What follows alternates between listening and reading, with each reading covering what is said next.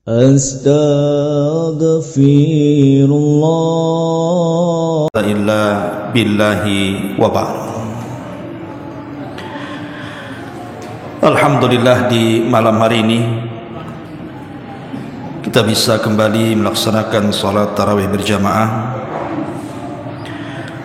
dan kita masih melanjutkan kajian tafsir surah Al-Imran.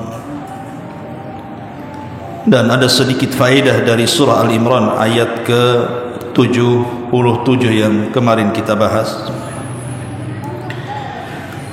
di mana Allah Subhanahu wa taala berfirman, innal ladzina yashtaruna bi ahdillahi wa aymanihim thamanan qalila ulaika la khalaqa lahum fil akhirati wa la yukallimuhumullahu wa la yanzuru ilaihim yaumal qiyamati wa la yuzakkihim wa lahum adzabun alim. Sungguh orang-orang yang memperjualbelikan janji Allah dan sumpah-sumpah mereka dengan harga yang murah, mereka itu tidak akan memperoleh bagian di akhirat sedikit pun. Allah tidak akan mengajak bicara mereka, Allah tidak akan melihat mereka pada hari kiamat, dan Allah Subhanahu wa taala tidak akan mensucikan dosa-dosa mereka, bahkan Allah sediakan azab yang pedih bagi mereka. Ma'asyiral muslimin yang dimuliakan Allah Subhanahu wa taala, ini satu kelompok yang Allah Subhanahu wa taala ancam dengan ancaman yang sangat mengerikan pada hari kiamat.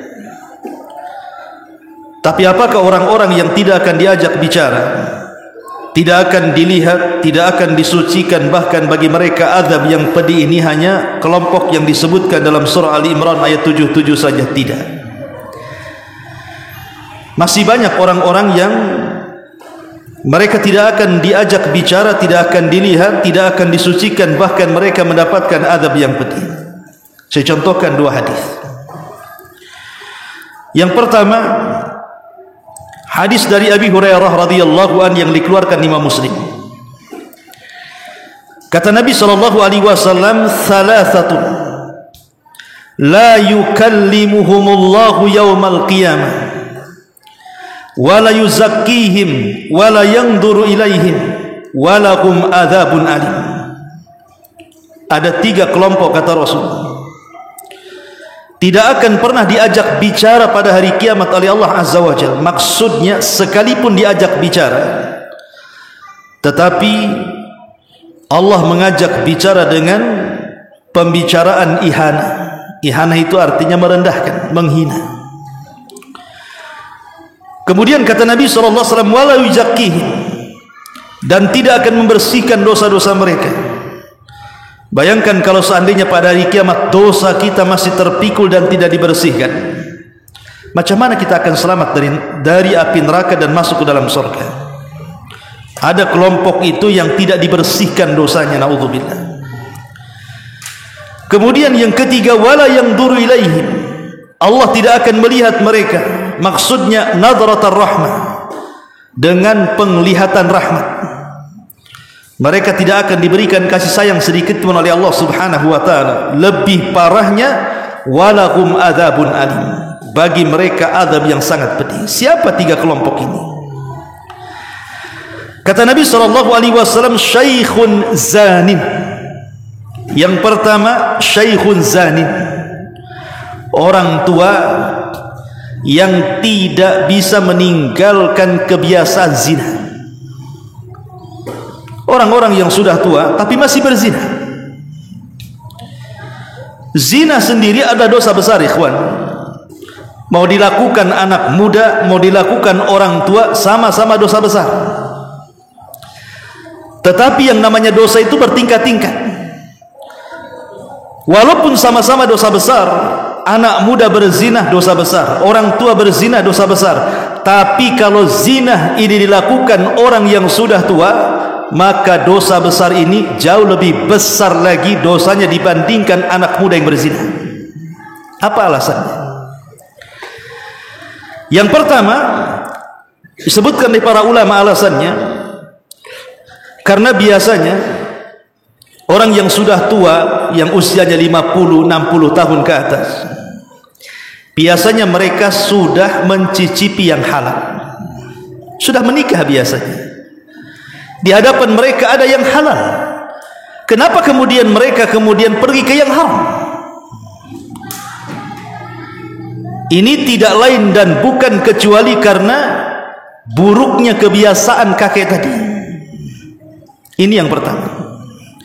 Yang kedua, orang kalau sudah tua usia 50 tahun ke atas kok masih berzina, berfikir bahwa Nabi SAW bersabda, a'maru ummati baina sittina wa sab'in wa qalilun ma yajuzu dhalik. Kata Nabi SAW, usia umatku itu berkisar 60 sampai 70 tahun saja. Kalaupun ada yang lewat 70 tahun itu sedikit. Artinya kalau seandainya orang sudah usia 60 tahun masih berzina, dia tidak berpikir bahwa usia dia itu tinggal sedikit. Kok masih kepikiran berzina itu gimana caranya? Harusnya sisa-sisa usia yang ada pada diri dia itu, dia jauhi maksiat dan dekat dengan Allah Subhanahu wa taala. Ini alasan yang kedua. Alasan yang ketiga, karena biasanya orang yang sudah tua 60-70 tahun, kekuatan fisik pun sudah berkurang, tenaga sudah berkurang, pandangan mulai rabun, telinga mulai budek kan gitu, langkah kaki mulai goyang, syahwat pun mulai kurang, dan begitu seterusnya. Artinya bahwa orang yang seperti ini tidak ada pendorong untuk melakukan zina, syahwatnya itu melemah. Lain kalau anak muda berzina itu memang syahwatnya kuat. Walaupun sama-sama zina itu dilakukan anak muda orang tua, sama saja dosa besar, tapi kalau dilakukan orang tua dosanya jauh lebih besar. Kenapa? Karena tidak ada pendorong dia berzina. Apa pendorongnya? Kalau anak muda berzina ada pendorongnya, syahwatnya menggebu-gebu. Tapi orang tua yang lemah syahwatnya, kemudian dia berzina, itu apa pendorongnya? Kecuali yang mendorongnya itu akhlak yang buruk. Kebiasaan dia berzina, itulah yang menjadikan dia berzina. Sehingga dia akan terus kebiasaan-kebiasaan tersebut ada pada diri dia. Makanya kemudian Nabi mengancam orang seperti ini dengan 4 ancaman. Pertama, tidak akan diajak bicara. Yang kedua, tidak akan dibersihkan dosanya. Yang ketiga, tidak akan dilihat Allah. Dan yang keempat, bagi mereka azab yang sangat-sangat pedih yang sudah Allah sediakan bagi mereka. Ini yang pertama, syaikhun zanin. Karena dosa itu bertingkat-tingkat, ikhwan. Seperti berzinah dengan wanita pelacur, dengan berzinah dengan wanita tetangga, itu dosanya beda. Walaupun sama-sama berzinah kan, Anda membayar pelacur berzina, kemudian Anda juga berzina dengan perempuan tetangga, anggaplah juga dia pelacur juga, masalahnya tetangga. Maka berzina dengan wanita tetangga jauh lebih besar dibandingkan berzina dengan wanita yang tidak ada kaitan dengan tetangga. Kenapa? Karena double dosanya. Pertama, dia merobek hak bertetangga, dan yang kedua, zina itu sendiri sudah dosa. Jadi memang dosa itu bertingkat-tingkat walaupun sama bentuknya. Ini yang pertama. Kemudian yang kedua, kata Nabi SAW, wa'ailun mustakbirun. Wa'ailun mustakbirun, orang miskin sombong. Wah, ini miskin sombong lagi. Mustakbir itu diambil dari kata istighfar. Istighfar ini artinya, Nabi SAW ketika ditanya apa makna al-kibr, kata Nabi SAW, kibr itu artinya menolak kebenaran dan merendahkan manusia. Raddul haq wa ghamdun nas, menolak kebenaran dan merendahkan manusia, itulah sombong. Orang sombong itu kalau dinasihati mental dan dia merendahkan orang. Lah, orang kenapa bisa sombong, ikhwan? Kenapa orang bisa sombong? Orang bisa sombong itu karena ada pendorongnya. Boleh jadi dia kaya, dengan kekayaannya dia sombong, wajar, karena dia kaya, merasa kaya dia sombong. Atau punya jabatan, mungkin dia punya jabatan tinggi sehingga dengan jabatannya dia sombong. Atau dengan kegantengan, kecantikan, dengan kecantikan dan kegantengannya dia sombong. Jadi sombong itu harus ada pendorongnya. Tetapi kalau seandainya orang miskin sombong, pendorongnya apa? Dan miskin sombong ini gimana ceritanya? Masa dia sombong dengan kemiskinannya? Kalau dia kaya sombong wajar, kalau miskin sombong kan gak wajar. Tidak ada pendorong kecuali jiwanya yang buruk itu. Yang menjadikan orang miskin sombong itu tidak lain dan bukan kecuali jiwanya yang buruk. Karena tidak pantas orang miskin sombong. Walaupun orang kaya pun tidak pantas sombong. Tapi kalau seandainya dibanding-bandingkan dosa, ya tentu orang miskin sombong jauh lebih besar dosanya dibandingkan orang kaya sombong. Karena orang kaya sombong wajar ada pendorongnya. Nah, kalau orang miskin sombong tidak ada pendorongnya. Makanya kalau sudah miskin sombong, 4 azab menanti mereka. Tidak akan diajak bicara, tidak akan dibersihkan, tidak akan dilihat. Bagi mereka azab yang pedih. Ini kelompok yang kedua. Kelompok yang ketiga kata Nabi SAW, wa malikun kadzab, penguasa pendusta. Penguasa pendusta. Dusta itu dosa besar. Rasul yang mengatakan iyyaka wal kadzib, fa innal kadziba yahdi ilal fujur wal fujur yahdi ilan nar. Wa ma yazalu ar-rajulu yakdzib wa yataharra fil kadzibi hatta yuktaba indallahi kadzdzaba. Hati-hati jangan berdusta.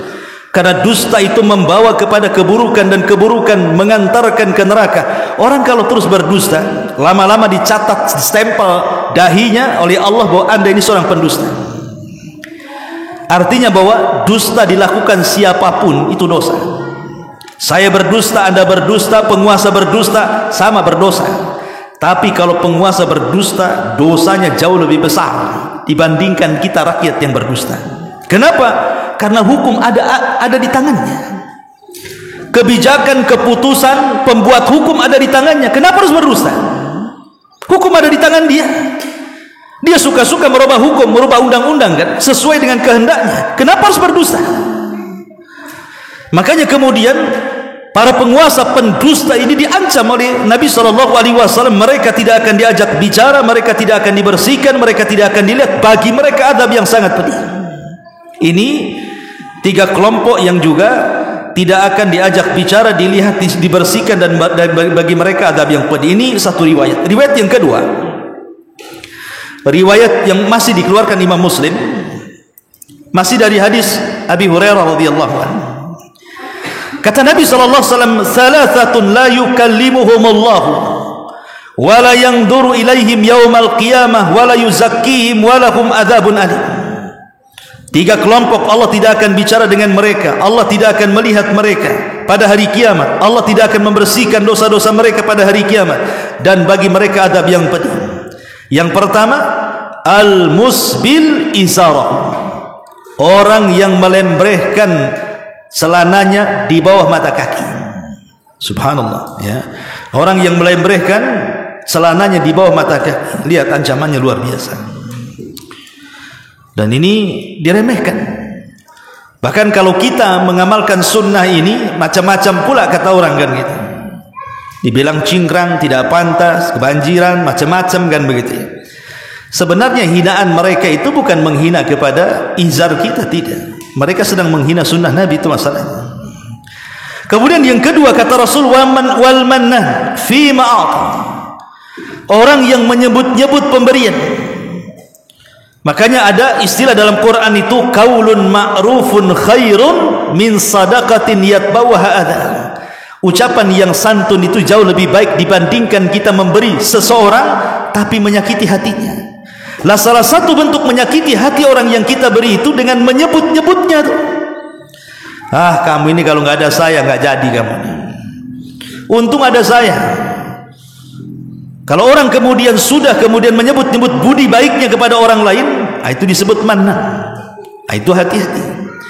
Kemudian yang ketiga, yang terakhir, wal munfik sil'atahu bil halifil kadhib. Orang yang jual beli, untuk melariskan dagangannya dia rela bersumpah dengan sumpah palsu. Dan yang pertama kali bersumpah atas nama Allah untuk kedustaan siapa? Iblis. Iblislah yang pertama kali bersumpah atas nama Allah untuk sebuah kedustaan. Allah mengatakan apa? Wa qasamahuma inni lakuma laminan nasihin. Bayangkan Adam dan Hawa ini hidup di alam para malaikat. Belum ada makhluk yang bersumpah atas nama Allah untuk sebuah kedustaan kecuali iblis. Makanya ketika kemudian iblis memberikan waswas kepada Adam dan Hawa untuk mendekati pohon larangan, keduanya tidak mau mendekati pohon larangan. Tapi ketika iblis sudah bersumpah di alam para malaikat atas nama Allah, tentu Adam alaihi salatu wasallam tidak menyangka kalau sumpah itu untuk sebuah kedustaan, dan mengatakan, wahai Adam, sesungguhnya kenapa Allah larang kau dekat pohon itu? Illa an takuna malakaini au takuna minal khalidin. Sebenarnya Allah itu hendak supaya kamu jangan jadi malaikat, atau supaya engkau jangan kekal di surga. Makanya dilarang dekat pohon ini. Bersumpah pula iblis. Makanya Adam percaya dengan sumpah itu. Lah rupanya iblis yang pertama kali bersumpah atas nama Allah untuk sebuah kedustaan ditiru pula oleh para pedagang hari ini. Makanya Nabi SAW mengatakan, wal mungfiksil atahu bil halifil kadhib. Orang yang hendak melariskan dagangannya dengan banyak bersumpah, wallahi, wallahi, sedikit-dikit wallahi, wallahi dari sana enggak dapat, wallahi ini barang bagus, wallahi, terus wallahi dia. Nah, ini hati-hati. Maka orang yang halif al-ghamus, orang yang memudah-mudahkan bersumpah, apalagi sumpahnya untuk kedustaan, maka mereka tidak akan dilihat, tidak akan dibersihkan, tidak akan diajak bicara, bahkan bagi mereka azab yang pedih. Inilah diantara faedah dari surah Ali Imran ayat 77, subhanakallahumma bihamdika asyhadu an la ilaha illa anta astaghfiruka wa atubu ilaik. Allahu ta'ala alam. Assalamualaikum warahmatullahi wabarakatuh.